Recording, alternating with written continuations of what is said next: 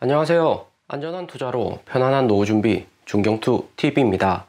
네, 6월 28일 화요일입니다. 비트코인 2800달러 마이너스 2.4%, 이더리움 1200달러 마이너스 3%, 리플, 에다, 솔라나, 도지코인 전체 코인들 마이너스 하락을 했고요. 이번 주 미국 증시 첫 장이 열리고 주말 동안 많이 올랐던 알트코인 위주로 전체 코인들 소폭 하락하는 모습을 보여주고 있습니다. 비트코인 2800달러에서 세력들 대량 비중 조절을 했기 때문에 다시 한번 눌려줄 가능성 존재를 하고요. 7월 4일 다음 주 월요일 미국 독립기념일 미국 증시 3일간 휴장이기 때문에 이번 주 거시경제 충격으로 코인 가격 잠깐 할인할 때 매수해서 주말에 매도를 하면 매우 좋겠죠. 솔라나, 아바나제, 폴리곤 같이 많이 올랐던 코인 진한 빨간불 났고 도지코인 100원까지 상승을 했다가 다시 하락을 했고요. 비트코인도 오면서 이더리움도 오면서 하루 전과 큰 변동 없고 투자자들 보유한 코인 부분 입절을 했다 볼 수 있습니다. 2018년 11월 에이다 폭락 왔다가 다시 상승 요 쌍복 찍고 하락한 것처럼 이번에도 알트코인 이 같은 모양이 만들어질 수 있기 때문에 수익 보신 분들은 반드시 50% 현금화 하셔라 계속해서 최근 영상 이야기 드리고 있습니다. 7월 13일 미국 인플레이션 발표, 7월 28일 75bp 금리 인상 또 남겨두고 있기 때문에 코인에 추가로 들어올 자금은 제한이 되어 있다 볼 수 있고요. 때문에 다시 내려오면 고점에서 못 팔고 아쉬울 수 있으니까 50% 정도는 현금화를 하시고요. 미국 나스닥 하락에 코인 가격도 하락을 했지만 골드만삭스에서 코인베이스 투자 등급을 다운그레이드 했습니다. 코인베이스 미국 내 거래량이 올해 3월에 비해서 50% 줄어들었고 바이낸스 거래소도 미국에서 코인 거래 수수료 전면 무료 이벤트 진행을 하고 있기 때문에 향후 코인베이스의 수익은 더 낮아질 것이다 이야기를 했고요. 때문에 코인베이스 주가는 마이너스 10% 폭락해서 55달러까지 다시 하락을 했습니다. 작년 코인베이스 상장할 때만 해도 400달러 이상 상승을 했었는데 그 이후로 반등 나오지도 않고 최근 저항선이 70달러 돌파도 당장에는 어려울 듯 하고요. 코인베이스 주가 폭락과 함께 6월 4주차 코인 기간 매매 현황 발표가 되었습니다. 기관들 비트코인 지난주 매도량이 역대급이다 볼 수가 있고요. 453 밀리언 비트코인 매도를 했습니다. 차트에서 보시면 올해 초부터 해서 기관들 이렇게 많이 매도한 적은 처음이다 볼 수가 있죠. 기관들 이번에 코인 매도한 것은 6월 4주차로 지난주 주말 6월 18일 비트코인 17,500달러 폭락 올 때 기관들이 많이 했다는 것을 알 수가 있습니다. 기관들 2만 달러 지지선 무너지니까 심리적 지지선 붕괴 이후로 패닉셀을 했다 볼 수가 있고요. 기관들 루나 코인 폭락 올 때 26,000달러 저점인 줄 알고 5월 초에 대량 매수를 했었죠. 여기 구간 기관들 4주 연속 매도하다가 루나 코인 폭락으로 대량 매수를 했는데 이번에 또 셀시우스 코인 금융사들 파산설 나오니까 뱅크런 공포로 인해서 보유한 비트코인 대량 매도를 했다 볼 수 있습니다. 기관들 26,000달러에서 매수했다가 2만 달러 아래에서 대량 매도를 했기 때문에 기관들 투자 손실이 매우 크다 볼 수 있고요. 2020년 신규 진입한 기관들이 많기 때문에 루나 코인에 이어서 셀시우스까지 연쇄도산은 생각을 못한 듯 하죠. 또 이런 와중에도 이더리움 10.9밀리언 기관들 매수를 했고 에다 0.8밀리언, 폴카다 0.2밀리언 매수를 했고요. 솔라나를 0.1밀리언 매도를 했는데 이번 달 0.8밀리언 매수한 것에 비해서는 상대적으로 작은 수준으로 팔았다 볼 수 있습니다. 일부 알트코인 펀드에서 솔라나 비중을 소폭 감소를 시킨 거죠. 그리고 이더리움이 1000달러 위에서는 계속해서 매도를 하다가 지난주 이더리움 1000달러 아래로 하락을 하니까 기관들 10.9밀리언 매수를 한 것을 알 수가 있습니다. 기관들 앞으로 이더리움 추가로 매수할지 매도할지 좀 더 지켜는 봐야 되겠지만 이번에 이더리움 다시 매수한 것은 눈여겨볼 만하다 생각이 들고요. 향후 NFT 디파이 코인 핵심 에코시스템이 이더리움으로 돌아갈지 솔라나가 될지 기관들 아직 확실하게 판단을 하지 않은 지점에서 솔라나 팔고 이더리움 매수했다는 것은 새로운 판단이 있지 않냐 생각이 들고요. 무엇보다 이더리움 2.0 진행 과정을 보고 기관들 이더리움 비중을 추가로 늘릴 가능성 존재를 하고요. 그리고 알트코인 중에서도 에이다 0.8밀리언 6월에만 1.9밀리언 매수했는데 매수 비중 이번에 상당히 크다 볼 수 있습니다. 최근 같은 하락장에서도 에이다 코인 0.8밀리언 매수한 것은 작년 11월 대세상 증장에서도 중에서도 기관들 에이다 매수량이 1밀리언 부근이었습니다. 최근 같은 약세장에서도 0.8밀리언 기관들 매수한 것은 의미가 있다 생각이 들고요. 7월 말 에이다 하드포크 남겨두고 있기 때문에 저점에서 매수해서 기관들이 홀딩을 한다 볼 수가 있는 거죠. 그리고 이번에 코인 가장 매도를 많이 한 국가를 보면 캐나다가 마이너스 487밀리언 매도를 한 것을 알 수가 있고요. 이번 달에만 총 763.9밀리언 매도를 했죠. 캐나다가 이번에 매도가 가장 많은데 캐나다가 비트코인 매도 많은 이유는 캐나다 기관들이 비트코인 현물 ETF에서 비트코인 비중을 축소를 했다 볼 수 있습니다. 캐나다는 미국 시작도 안 한 코인 현물 ETF 빠르게 작년에 도입을 했고요. 코인베이스 하지만 최근 코인베이스 주가 폭락과 함께 비트코인 가격도 하락하면서 비트코인 현물 ETF도 시장에서 인기가 떨어지고 있다 볼 수 있습니다. 기관들이나 개인들 비트코인 현물 ETF 매수 많이 안 하니까 코인 현물 ETF 내에서도 비트코인 비중을 줄여 나간다 매도를 한다 볼 수가 있는 거죠. 캐나다 현물 ETF 상장에 비해서 미국은 아직 SEC 게리 젠슬러 의자 비트코인 현물 ETF 출시에 동의를 안 하는 이유가 여기에 있다 볼 수가 있습니다. 상승장에 현물 ETF 오르면 기관들이나 개인들 ETF 사고 싶고 ETF 운영사는 투자 비중과 비트코인 보유량 맞추기 위해서 시장가로 비트코인 매수를 하고요. 그러면서 비트코인 가격은 거품이 더 많이 형성되고 크게 상승을 합니다. 하지만 최근 같은 폭락장 약세 구간에서는 기관들이나 개인들 추가로 매도를 하면서 코인 가치는 더욱 하락을 한다 볼 수 있고요. 그러면 비트코인 현물을 코인 거래에서 직접 사면 되지 기관들이 왜 귀찮게 현물 ETF를 구매하냐 질문을 주실 수 있는데 비트코인 현물 ETF는 기관들이 자산 배분을 하려고 매수하는 경우가 많습니다. 기관들이 익숙하지 않은 코인 거래소 들어올 필요 없이 미국 주시장에서 코인 거래가 가능한 거죠. 이런 와중에도 미국 코인 보유량 보시면 이번 달 186밀리언 매수를 했고 올해 총 220밀리언치 코인을 매수를 했습니다. 미국 기관들 코인 총 보유량이 28,700밀리언으로 미국 제외한 오스트리아, 브라질, 캐나다, 프랑스 이런 국가들 다 합쳐도 미국만 못하다 볼 수가 있죠. 그리고 이번 주 미국 주시장 월요일 첫 장이 개장이 되었습니다. 전체적인 히트맵만 보셔도 심상치 않죠. 지난주 바이든 대통령 독일 G7 회의 참석 기대감으로 주식이나 코인 반등이 강하게 왔는데 역시나 G7 회의에서 특별한 발언은 없었습니다. 석유 가격 108달러 재반등하고 에너지 섹터 초록불 들어온 것만 봐도 바이든 대통령 G7 회의 우리가 체감할 만한 이벤트는 없었다 알 수가 있고요. G7 회의에서 러시아 제재 지속하고 러시아 에너지 의존도 낮추기 위해서 석유 천연가스 많이 생산되는 개발도상국 지원에 G7 선진국들 자금을 투입한다 이야기를 했고요. 그런데 당장의 인플레이션율 압박이 강한데 개발도상국 석유 생산기지 정유시설 만들기까지는 1년이나 2년 걸리는 프로젝트니까 당장에는 석유 가격 하락한다는 G7 회의 결과가 아니다 볼 수가 있습니다. 때문에 S&P, 나스닥, 미국 빅테크도 하락을 했고요. 애플 주가는 변도 없고 테슬라 마이너스 0.3% 이번 달 실적 앞두고 애플 테슬라 정도만 버틴다 볼 수가 있습니다. 마이크로소프트, 구글, 특히 아마존은 마이너스